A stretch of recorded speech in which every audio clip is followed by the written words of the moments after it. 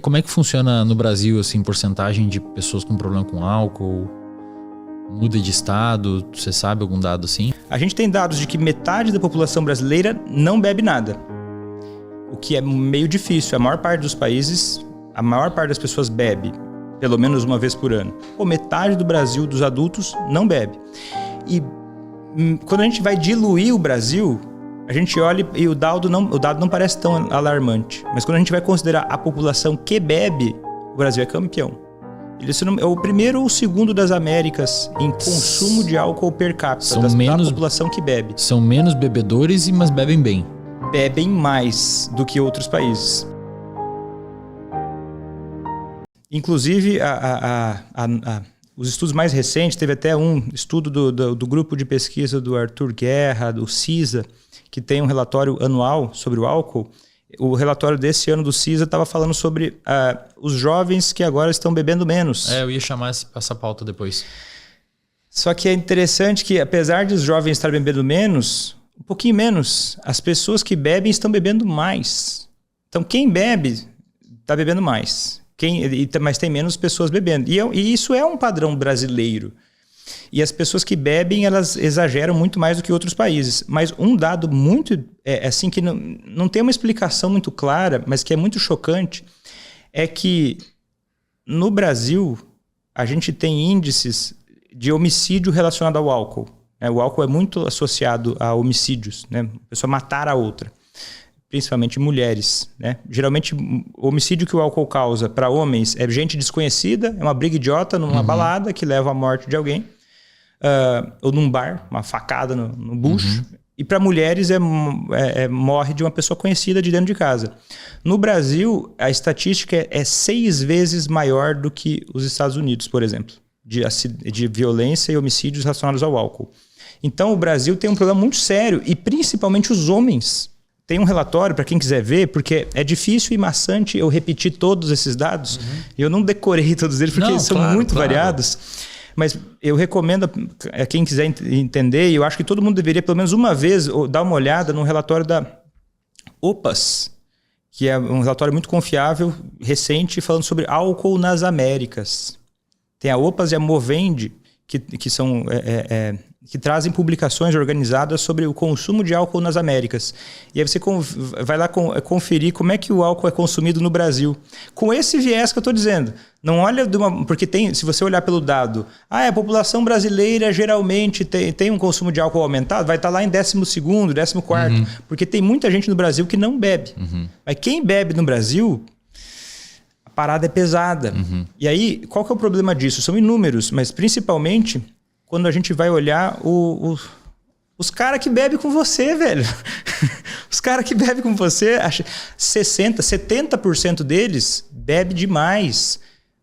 E aí, é muito interessante que são raros e é difícil a gente analisar o exato grau de confiabilidade desse dado que eu vou dizer agora por inúmeras razões, né?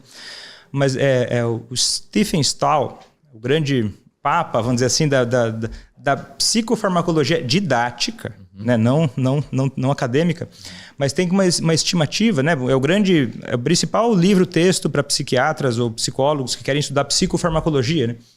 Porque ele é didático. Ele traz o dado lá que a chance de uma pessoa ficar dependente de uma substância depois do primeiro uso. Da cocaína é 17%, o álcool 15%. Se você for ver a proporção dos homens que bebem no Brasil, parece que é até mais que isso. Porque é muito comum você ver um homem que bebe, a chance dele estar abusando de álcool pelo menos uma vez por semana é 70%. Para ele ter alcoolismo, 1 em cada 4 vai ter alcoolismo. O índice de alcoolismo no Brasil é estimado em torno de 10% a 12%, porque mulheres é menos. E daí vai ver, mas qual que é a característica que faria ter mais homens alcoólatras do que mulheres? Se a mulher tem uma diferença na metabolização do álcool que faria, biologicamente, ela ter muito mais alcoolismo que homem. Cultura, imagino. A propaganda da mulher de biquíni lá talvez seja mais aversiva para uma mulher do que para um homem, né? É cultura, né? E aí é menos da metade. o tanto de mulheres que têm alcoolismo. O problema é que as mulheres, inclusive se você é um cara que não quer parar de beber e não está nem aí para isso, e você tem uma mulher na sua vida que você se importa, se você bebe com ela, a chance de você ficar viúvo é muito maior. Porque o álcool é destrutivo para todos, mas principalmente para mulheres. O câncer de mama é o principal associado. Inclusive, a estatística que a gente tem é de que a cada dose por semana para uma mulher de álcool, aumenta em 10% o risco de câncer de mama. E daí uma vez eu falei isso num vídeo, e um cara falou assim, esse dado é mentiroso, porque então quer dizer que se a mulher beber 10 doses por semana, ela vai ter 100% de câncer de mama? Aí eu fui olhar, eu fui ver, será que... Deixa eu ver isso aqui. Só que a pesquisa parava antes de chegar nessa dose, assim, estava em 70%, 80%. Não chegaram até tanto. Mas, cara, 70% precisa mais, cara. Já pensou? Isso é muito grave, é muito sério. A gente está falando de uma das principais causas de morte. Né? Sem falar que o álcool é associado a doenças crônicas não transmissíveis, né? Se 25% da população tem pressão alta, quem tem pressão alta não pode beber. Diabetes, em torno de 15%. A galera acha que o diabetes é um problema só do açúcar, mas o álcool ele faz conversão de lipídio, um problemão enorme. E aí, sabe que é doido? Conversão não, mas ele influencia a sensibilização à insulina e tudo mais. E que é doido assim, a pessoa que bebe, o que ela vai ter de problema? Eu bebo há muitos anos, fui fazer um exame do fígado, estava bom. Normal, cara. A maior parte das pessoas que bebe vai demorar muito para aumentar lá o teu TGO, teu TGP. Você vai ficar com a gama GT aumentada lá e não vai sentir muita coisa, tá tudo tranquilo, vai só um pouquinho. Mas sabe o que acontece? Fora o câncer, é muito comum o alcoolista desenvolver pancreatite, diabetes. Daí tá diabetes tipo 2 lá, porque o álcool promove, ele vai trazendo muito esse problema, né? De ir desgastando o pâncreas, né? Isso sem falar em inúmeras outras coisas. O que eu vejo, tá? Como um psicólogo mais uma vertente comportamental, estudando bastante neurociências comportamental e neurociência social. Eu vejo que o álcool, ele tem um componente reforçador, ele tem um componente recompensador. Quando o sujeito muitas vezes ele não usaria o álcool por conta própria, digamos que ele estivesse num lugar que ninguém influenciou ele a usar o álcool, ele não experimentaria porque é nocivo.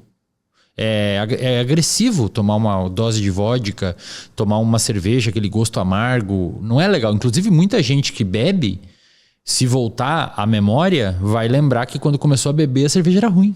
Inclusive o pai que deu pro filho, pequeno, prova aí moleque, pra você ver a espuma da cerveja e você toma aquela espuminha, é um gosto ruim.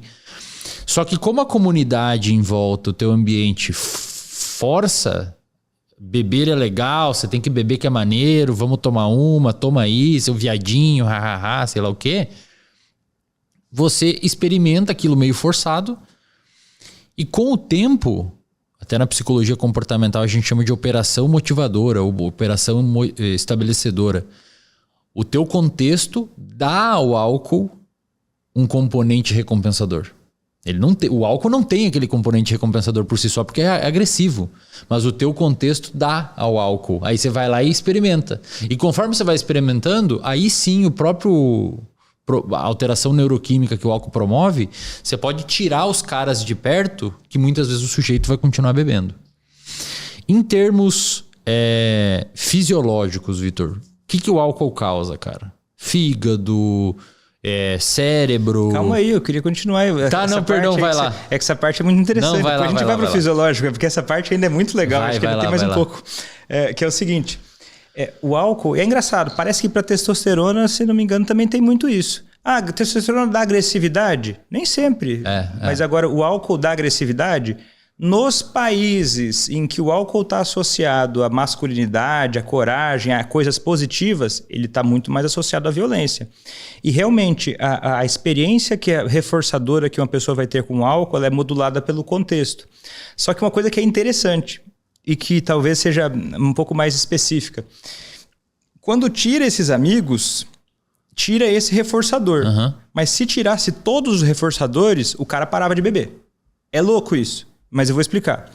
Por exemplo, O alcoolista, para que o alcoolismo continue acontecendo, ele precisa promover certas estratégias, meio sem pensar, não é consciente. Ele não para pensando, eu quero ser um alcoólatra e destruir a minha vida de todo mundo. Não acontece isso. Mas o comportamento dele, pela natureza comportamental, vai se adaptando de uma forma que ele começa, por exemplo, colocar pressão em outras pessoas para pagar a conta dele, ou para passar pano, ou para evitar as consequências negativas. Inventa uma história para o meu chefe lá porque eu não fui trabalhar porque eu estava de ressaca. Entendeu? E vai criando nas pessoas ao redor que vão olhando para isso e ficando preocupadas, assustadas, mecanismos que vão levando a criar um equilíbrio desproporcional. Que faz a pessoa... Porque não se sustenta uma vida de um padrão de alcoolismo de uma forma saudável se alguém não está pagando a conta. Não estou falando nem de dinheiro, porque dinheiro é o que o homem mais faz, né? Trabalho muito para poder encher a cara o quanto eu quiser. Mas tá lá a mulher se sentindo sozinha. Não vai trabalhar, bêbado, ressacado. Não vai trabalhar, bêbado, ressacado. Ou até dá um jeito de trabalhar, mas daí, por exemplo, essa esposa nunca consegue se sentir amada, querida, ele está o tempo todo num ciclo de que ele faz uma merda, aí ele pisa na bola, a hora que ela está quase rasgando, fala assim, não dá mais para viver com você. Daí ele vai lá e, se tiver grana, então, eu já tive pacientes que davam joia, carro, davam um jeito de tipo, colocar uma cortina de fumaça. E aí a família, vai todo mundo ao redor olhando e minimizando tudo aquilo e fazendo com que uma vida incompatível possa se acomodar. E aí as pessoas começam eu acredito que um dos principais mecanismos que poderia evitar, reverter, entre aspas, ou pelo menos lutar contra esse modelo comportamental do alcoolismo, são as pessoas começarem a ter educação sobre como lidar com essa pessoa que tem alcoolismo. Ou seja, você acha que o ataque tem que ser, o ataque, entre aspas, o tratamento é direcionado aos companheiros e não aos parceiros e não necessariamente ao alcoolista?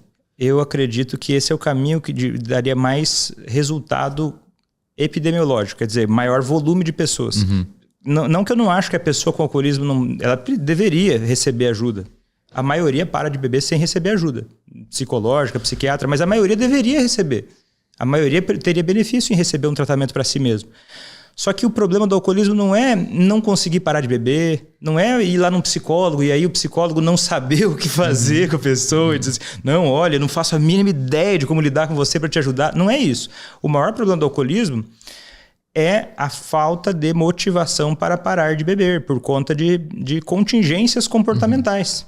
Quando as pessoas estão um pouco mais preparadas para lidar, ele não se cria tanto. A pessoa começa a receber uma pressão comportamental que leva ela a precisar parar de beber, ou querer, desejar parar de beber. Inclusive, tem pesquisas mostrando que quando uma pessoa vai buscar parar de beber por conta própria, geralmente isso acontece, né, pesquisas com internações, assim, coisas mais graves. Geralmente isso acontece depois de 20 a 30 anos por razões negativas. Não quero perder meu casamento, não quero perder meu emprego. Estou na fila do transplante hepático. Meu filho, sei lá o quê. Meu filho, sei lá o quê. Aí o que acontece? Esse público procura mais tratamento na média, sem intervenção nenhuma outra, e recai mais. Agora, quando a gente tem alguns estudos que fazem uns 20, 30 anos, que ainda são poucos que estão começando a aumentar, quando, por exemplo, um membro da família recebe um treinamento adequado de como lidar com esse alcoolista, o alcoolista tende a procurar tratamento por motivos positivos. Por exemplo, eu quero ter mais saúde. O quê? E em vez de levar 20 a 30 anos, leva 1 ano, 6 meses, cara. 2 anos. A gente está falando de 18 anos de muito sofrimento que alguém está pagando a conta. Geralmente é uma mulher. Querendo ou não, geralmente é uma mulher. Porque a gente também tem dados, daí o pessoal fala, Vitor, por que você fala tanto para esposas? Eu não queria falar tanto para esposas. Só que essas esposas são as que mais precisam de mim. Eu falo para homens também. Tenho alunos que são homens. Eu oriento homens a lidar com a esposa alcoolista. Mas vou te falar. Aí a gente pode até debater. Não é a minha expertise, a antropologia ou sociologia da coisa. Mas o dado é, se uma mulher tem um problema com álcool, a maior parte dos homens não faz nada. Abandona, larga. Então, o alcoolismo e o álcool, a cultura do álcool, ela é uma cultura ligada ao feminicídio, à desigualdade de gênero, é uma cultura ligada a essa destruição da mulher, né? Todos os aspectos, a sobrecarga da mulher. Então, quando ensina essa mulher sobre como lidar com isso de uma forma que ela possa gerar essa pressão de mudança, que ela tira de si uma sobrecarga, ela tira de si um peso que ela carrega de estar segurando a onda e pagando a conta do alcoolismo. Ela começa a criar ela gera um desconforto nesse homem que bebe demais, para que ele tenha motivação para parar de beber, porque essa mulher, geralmente de um alcoólatra, ela sofre pressões de todos os lados. Por exemplo, a família dela, às vezes pode falar para ela, você vai largar esse marido? Ou pelo contrário, largue esse marido. Largue esse marido porque é a única coisa. Aí porque é muito doido. E eu acho isso uma coisa que me revolta, porque para mim a liberdade é muito importante. E eu nunca consegui não levar isso para minha vida profissional. Tipo assim, se a pessoa chega e ela precisa de alguma coisa, eu ofereço opções sempre que tem opções. Eu ofereço as opções disponíveis. E eu acho que eu gostaria que fizessem isso comigo. Mas existe uma cultura, inclusive profissional, até pela falta, né? Quantos por cento tem mínimo treinamento em dependência química? 5% dos profissionais? 10%? E quantas são de qualidade? Muito pouco. E aí o que acontece? Quando chega um familiar, geralmente uma mulher, querendo ajuda para lidar com seu marido, seu filho, o que ela escuta geralmente é, olha, você tem duas opções. Ou você aguenta, porque você casou com essa pessoa assim, não tem o que fazer, não tem como ajudar quem não quer ser ajudado. Ou você larga e vai cuidar de você. Porque não é justo você buscar ajuda para uma pessoa que não quer ajuda. Eu acho que isso é um abandono declarado, assim, né? Que daí a pessoa não vai olhar e pensar, não, é verdade, o psicólogo, o psiquiatra, lá, o doutor João, falou que é essas as minhas opções. Então eu vou escolher uma delas. Ou vou ser infeliz ou vou largar. Isso gera culpa, vergonha. E acontece dessa pessoa sofrer, e ela poderia ter recebido uma orientação, ela poderia ter recebido uma ferramenta para ajudar ela a lidar com as contingências comportamentais que muitas vezes estão sufocando ela e ela nem sabe. Né? Então, só mais uma para complementar a parte da contingência ambiental. Inclusive, tem um psiquiatra nos Estados Unidos um pouco polêmico, mas ele defendeu a ideia dele. Eu acho que ele não conseguiu, os dados não mostraram o que ele queria mostrar, mas foi interessante o raciocínio que ele trouxe, que até chama método Sinclair. Eu já ouvi falar disso daí. Já ouvi falar. É meio tá no já ouvi falar. Imaginário do tratamento do alcoolismo, né? Porque a gente tem poucas medicações disponíveis no Brasil, né? O disulfiram saiu de linha, não se sabe bem por quê, mas tem a naltrexona, que é uma medicação que tem um potencial a melhorar, tratar o alcoolismo. E aí, uma das formas que era advogada por esse tal do método Sinclair, né? Sempre que tiver uma coisa método com o nome de alguém assim sendo colocada sem muito estudo, a gente precisa olhar com mais calma, né? Mas qual que era a ideia dele? Era criar uma extinção comportamental usando a naltrexona. Quer dizer o quê?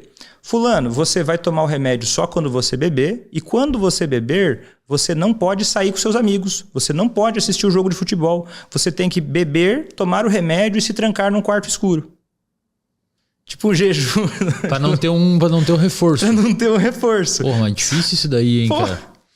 Então o cara que faz isso, teoricamente, estaria curado do alcoolismo. Não acontece isso. Porque o que é a cura do alcoolismo?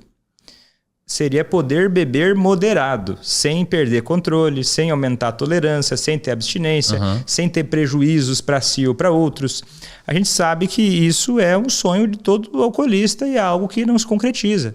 Né? Porque o alcoolismo é uma mudança, é um aprendizado comportamental na parte procedimental, né? Não verbal. É tipo andar de bicicleta. Não dá para desaprender a andar de bicicleta. Né? Então, quando o álcool agir ali, não vai ter a cura do alcoolismo. Mas o que tentaram imaginar que era uma cura do alcoolismo é essa mudança ambiental. É fazer a pessoa se forçar a essa mudança ambiental para tirar esse reforçador. Então, ele é possível de ser retirado. Se a pessoa, por exemplo, tira os amigos, a pessoa continua bebendo. Sim, ela continua bebendo, mas ela vai se apoiar em outras contingências. Desculpa dar essa volta toda, mas agora... Não, mas eu entendi. Ela se apoia em outras contingências. Se tem alguém que tem alcoolismo, tem alguém que está pagando a conta. Não é porque alguém está causando. A dinâmica envolve. Então, eu vejo o alcoolismo como um ciclo que envolve aquela pessoa. Eu só estou dizendo isso porque quando a gente for falar de fisiologia, a gente, pelo menos da forma que eu entendo, essa fisiologia entra no meio, mas tem um ciclo que ele alimenta o alcoolismo que ele poderia ser retirado. Que envolve, claro, eu lido com o que tem mais controle, né? Se eu quero ajudar as pessoas, até onde eu consigo, onde eu imagino, é ensinar a família. Mas se a gente conseguisse esferas ainda maiores sociais, a gente teria também resultados positivos. Políticas públicas seria, no caso. Políticas públicas. É. Né?